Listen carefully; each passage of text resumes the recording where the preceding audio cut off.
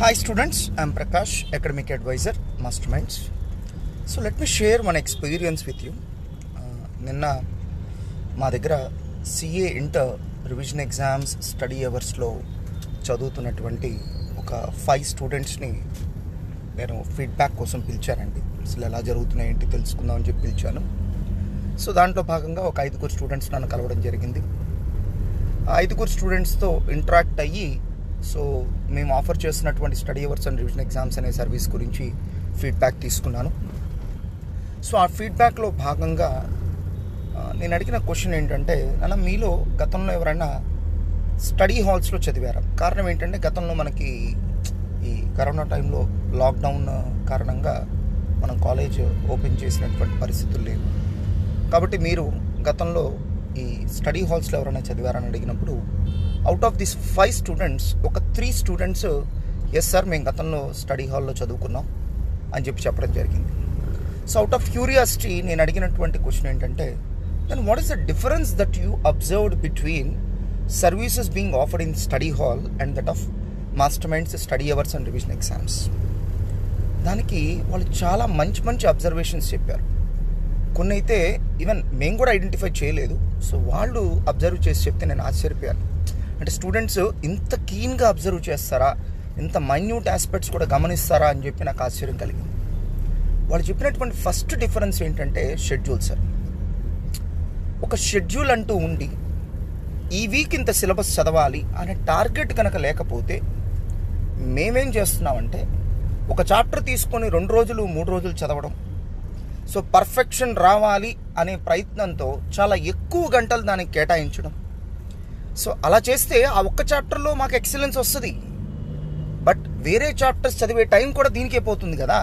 ఆబ్వియస్గా మేము సిలబస్లో కొన్ని చాప్టర్లు వదిలేయాల్సిన పరిస్థితి వస్తుంది సార్. బట్ వేరాస్ ఒక షెడ్యూల్ ఉంటే ఏమవుతుందంటే ఒక చాప్టర్కి ఇవ్వాల్సిన టైం ఇంకో దానికి ఇవ్వకుండా ఆ షెడ్యూల్కి మేము స్టిక్ ఆన్ అవుతాం, ఆ షెడ్యూల్కి కన్ఫైన్ అవుతాం. ఆ షెడ్యూల్ వరకు చక్కగా కనుక ప్రిపేర్ అయితే ఇక ప్రాబ్లం లేదు. సో అది మేజర్ అడ్వాంటేజ్ సార్. ఒక షెడ్యూల్ ఉండడం అనేది అన్నిటికంటే ముఖ్యంగా మేము ఫీల్ అయినటువంటి అడ్వాంటేజ్.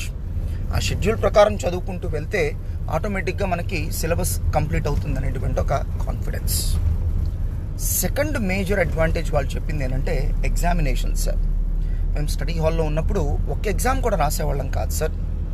సో మేము ఎలాంటి ఓవర్ కాన్ఫిడెన్స్లో ఉండేవాళ్ళం అంటే మాకు అన్నీ వచ్చు అనే ఓవర్ కాన్ఫిడెన్స్లో ఉండేవాళ్ళం.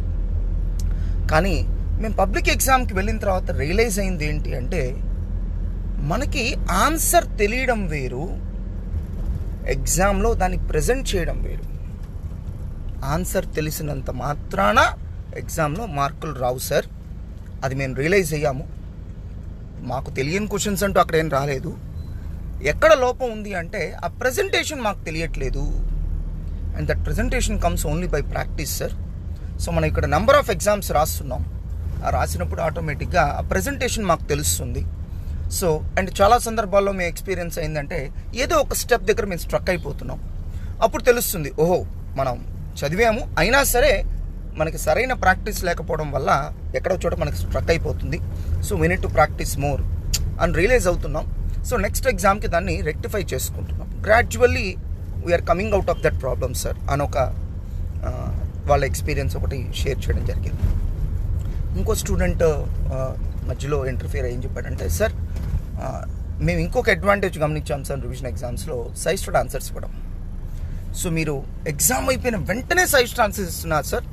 సో మేమేమనుకున్నాం అంటే జాయిన్ అయ్యేటప్పుడు ఒక 2-3 డేస్ తర్వాత నిదానంగా ఇస్తారులే అని అనుకున్నాం. But it's not the case.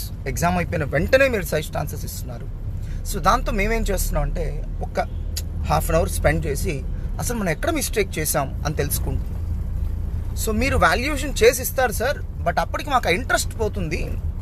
But suggested answers చేతులు ఉంటే ఏమవుతుందంటే వెంటనే మేము చెక్ చేసుకోవడానికి బాగుంటుంది, మేమేం మిస్టేక్ చేసాం, ప్రజెంటేషన్లో మిస్టేక్స్ ఏంటి, ఆన్సర్లో మిస్టేక్స్ ఏంటి అని తెలుస్తుంది. So that we can rectify the same అని ఇంకొక స్టూడెంట్ అబ్జర్వేషన్ చెప్పడం జరిగింది. అండ్ మరో స్టూడెంట్ చెప్పింది ఏంటంటే, సార్ ఇంకొక major advantage what we found in study hours and revision batches is non teaching స్టాఫ్ని మీరు పెడుతున్నారు, క్లాస్ కంట్రోల్లో ఉండేట్టుగా చూస్తున్నారు. సో క్లాస్లో రీజనబుల్ సైలెన్స్ మీరు మెయింటైన్ చేస్తున్నారు. బట్ ఇలాంటి సర్వీసు మాకు స్టడీ హాల్స్లో ఎక్కడ ఉండదు సార్. అండ్ చాలా సందర్భాల్లో స్టడీ హాల్స్లో ఎలా ఉంటుందంటే మా ఇష్టం వచ్చిన టైంలో వెళ్ళొచ్చు, మా ఇష్టం వచ్చిన టైంలో రావచ్చు. అసలు రాలేదు మమ్మల్ని ఎవరు అడుగుతారు సార్? బట్ వేరాజ్ మాస్టర్ మైండ్స్లో అలా కాదు. మేము కనుక రాకపోతే వెంటనే మీరు పేరెంట్స్కి ఇంటిమేట్ చేస్తున్నారు. సో దాంతో కూడా మేము అలర్ట్గా ఉంటున్నాం. అంటే స్టడీ హాల్స్లో మాకు అన్లిమిటెడ్ ఫ్రీడమ్ ఉండేది సార్, ఇక్కడ అంత ఫ్రీడమ్ లేదు. సో మాకు తెలిసి సిఏ లాంటి కోర్సుకి అన్లిమిటెడ్ ఫ్రీడమ్ సూట్ అవ్వదేమో సార్. సో అన్లిమిటెడ్ ఫ్రీడమ్ని ఎలా యూజ్ చేసుకోవాలో తెలిసిన వాళ్ళకి అది ఓకే, బట్ అంత అన్లిమిటెడ్ ఫ్రీడమ్ని ఎక్సర్సైజ్ చేసేటువంటి విచక్షణ మాకు లేదు. దాంతో మాకు స్టడీ హాల్స్ సూట్ అవ్వమని చెప్పి ఒక అటెంప్ట్కి అర్థమైపోయింది సార్. సో ఇక్కడ మీరు మమ్మల్ని కర్బ్ చేస్తున్నారు, రెస్ట్రిక్ట్ చేస్తున్నారు. సో ఆ రెస్ట్రిక్షన్స్ వల్ల మేము ఇంకా బెటర్గా పర్ఫామ్ చేయగలుగుతున్నాం, మేము ఇంకా స్టడీస్ మీద ఫోకస్ చేయగలుగుతున్నాం. సో స్టడీ హాల్స్లో మాకు ఎలా ఉండేదంటే మేము సెల్ ఫోన్ తీసుకుని వెళ్ళేవాళ్ళం సార్. ఏదైనా కాల్ వస్తే చాలు బయటకు వచ్చి మాట్లాడుకోవడం. సో ఆటోమేటిక్గా ఒక అరగంట 30 గంట డీవియేట్ అయిపోయేవాళ్ళం. యాజ్ ఏ కాన్సిక్వెన్స్ మాకు గ్రాడ్యువల్గా తెలిసేది, అంటే అప్పటికప్పుడు మాకేం అనిపించేది కాదు. బట్ ఎగ్జామ్స్ రాస్తున్నప్పుడు మేము రియలైజ్ అయ్యాం, అరే మనం స్టడీ హాల్కి వెళ్ళాం, మరి ప్రాపర్గా చదవలేదు, సీరియస్గా చదవలేదు. ఏదో చదివాం కూర్చున్నాం అన్నట్టుగా చేసాం, కానీ సీరియస్గా చదవలేదు. అట్లీస్ట్ నెక్స్ట్ టైం ఈ తప్పు చేయకూడదు అని చెప్పి రియలైజ్ అయ్యి మేము వెంటనే మన study hours and revision exam సర్వీస్కి జాయిన్ అయ్యాం సార్ అని ఒక స్టూడెంట్ తన ఎక్స్పీరియన్స్ షేర్ చేసుకోవడం జరిగింది. సో ఇంకొక స్టూడెంట్ ఎక్స్పీరియన్స్ షేర్ చేసుకుందానంటే, సార్ మాకు డౌట్స్ వస్తే చెప్పడానికి ఎవరు ఉండేవాళ్ళు కాదు సార్, బట్ వేరాజ్ ఇక్కడ మాకు డౌట్స్ క్లారిఫై చేస్తున్నారు. అండ్ యాక్చువల్గా రీసెంట్గా మేము ఇంకొక సర్వీస్ కూడా పిల్లలకి అనౌన్స్ చేసాం. అదేంటంటే, సో మీకు సండే కనుక ఎగ్జామ్ అయితే మండే కల్లా మా స్టాఫ్, మా సపోర్టింగ్ ఫ్యాకల్టీ మీ పేపర్స్ దగ్గర పెట్టుకొని మీరు చేసిన మిస్టేక్స్ ఏంటి అని ఐడెంటిఫై చేసి చెప్తారు అని చెప్పి ఒక అనౌన్స్మెంట్ చేశారు సార్. అది మాకు చాలా మంచిది అనిపించింది. సో జనరల్గా మేము ఏంటంటే నెగ్లెక్ట్ చేస్తూ ఉంటాం, ఈవెన్ మీరు సజెస్ట్ ఆన్సర్స్ ఇచ్చినా కూడా నెగ్లెక్ట్ చేస్తూ ఉంటాం. సో సమ్వన్ ఎవరన్నా వచ్చి మేము చేస్తున్న తప్పులు ఇవి అని ఐడెంటిఫై చేసి చెప్తే డెఫినెట్గా మా పర్ఫార్మెన్స్ ఇంకా బెటర్గా ఉంటుందని మేము నమ్ముతున్నాం సార్. అండ్ ఇంకొక స్టూడెంట్ షేర్ చేసింది ఏంటంటే, సార్ అన్నిటికంటే ఇంపార్టెంట్ సార్, మా ఫ్రెండ్స్ చెప్పండి నేను ఒకటి ఐడెంటిఫై చేశాను సార్, మీరు మాకు చాలా మంచి మంచి వీడియోస్ కూడా ప్లే చేస్తున్నారు.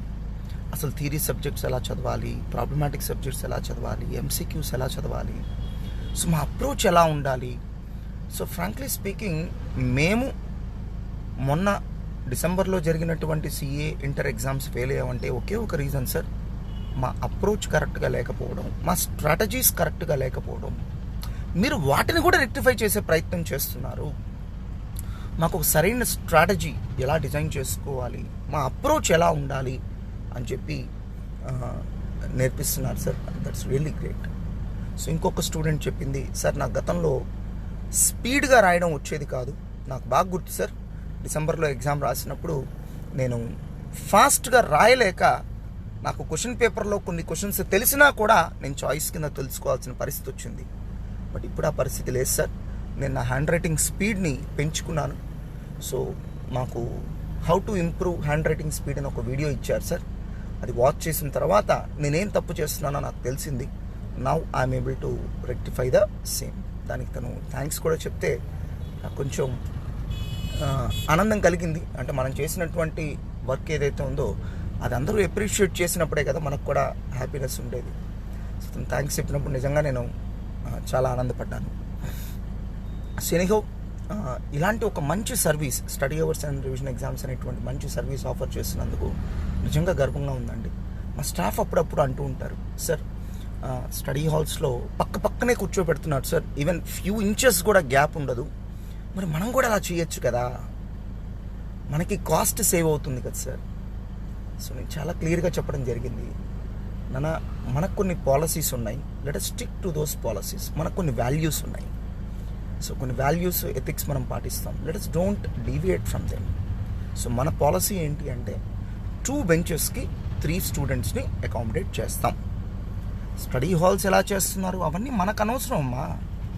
ఇప్పుడు స్టడీ హాల్స్లో ఉండే వాళ్ళకి రిజల్ట్తో సంబంధం లేదు కదమ్మా. మా దగ్గర ఇంతమంది స్టూడెంట్స్ పాస్ అయ్యారు అవన్నీ వాళ్ళకి అవసరం లేదు కదా.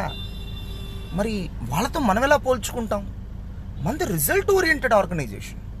మనం ఎంత రిజల్ట్స్ ఇస్తే మన ఆర్గనైజేషన్ అంతా ఫ్లరిష్ అవుతుంది. వేరే స్టడీ హాల్లో ఎన్విరాన్మెంట్ వేరు కదా, అది రిజల్ట్ ఓరియంటెడ్ కాదు కదా. ఇప్పుడు స్టూడెంట్ వచ్చాడా లేదా, స్టూడెంట్ రాకపోతే మన అటెండెన్స్ తీసుకుంటున్నాం, మన సాఫ్ట్వేర్ ద్వారా పేరెంట్స్కి ఇంటిమేట్ చేస్తున్నాం. మరి అదే పని స్టడీ హాల్స్లో చేయొచ్చు కదా, ఎందుకు చేయరు? బికాస్ వాళ్ళకి రిజల్ట్తో సంబంధం లేదు కదమ్మా. అవి రిజల్ట్ ఓరియంటెడ్ ఆర్గనైజేషన్స్ కాదు కదా. So they do service in a different manner, but we do service in a different manner. Ours is a result oriented organisation. మనం ఏం చేసినా కూడా మన టార్గెట్ ఒకటే ఉండాలి, ఇది చేస్తే రిజల్ట్ వస్తుందా రాదా. రిజల్ట్ రావడానికి ఏం చేయాలో అన్నీ చేయాలమ్మా మనం, దానికి లిమిట్స్ బౌండరీస్ ఏం పెట్టుకోవద్దు. సో ప్రతి క్లాస్ రూమ్లో ప్రొజెక్టర్ పెట్టండి, ప్రతి క్లాస్ రూమ్లో ఆడియో విజువల్ ఎక్విప్మెంట్ పెట్టండి, స్టూడెంట్స్కి ప్రతిరోజు ఒక 1 hour గైడెన్స్ ఇవ్వండి. So rapid revision batches play చేయండి, ఫ్రీగా ప్లే చేయండి. సో గైడెన్స్ క్లాసెస్, ఏ సబ్జెక్ట్ ఎలా ప్రిపేర్ అవ్వాలి ప్లే చేయండి. సో స్టూడెంట్కి రైట్ అప్రోచ్ ఇవ్వండి. వాడికి అప్రోచ్ కరెక్ట్గా తెలిస్తే వాడు ఈజీగా క్వాలిఫై అవుతాడు అని మా స్టాఫ్ను కూడా నేను మందలించడం జరిగిందండి. Let's have some policies, let's have some strict rules, so let's have some morals and ethics. దాని ప్రకారం వెళ్దాం. ఇప్పుడు పక్కనే కూర్చోబెడితే అది స్టడీ అవర్స్ ఎలా అవుతుందండి? సో మనం ఎనఫ్ స్పేస్ మెయింటైన్ చేయాలి కదా, not only due to Covid. యాక్చువల్గా మేము గతంలో కూడా ఇదే పాలసీ అండి, కోవిడ్తో మాకు సంబంధం లేదు. కోవిడ్ రాకముందు కూడా మా పాలసీ ఇదే, ప్రతి 2 benchesకి 3 స్టూడెంట్స్ని అకామిడేట్ చేస్తాం. అండ్ నాకైతే అనిపించింది ఏంటంటే, అఫ్కోర్స్ స్టూడెంట్స్ ఇలా రియలైజ్ అవుతున్నారు కాబట్టే సో ఇన్ని వేల మంది స్టూడెంట్స్ మనకు స్టడీ అవుట్స్కి జాయిన్ అవుతున్నారు.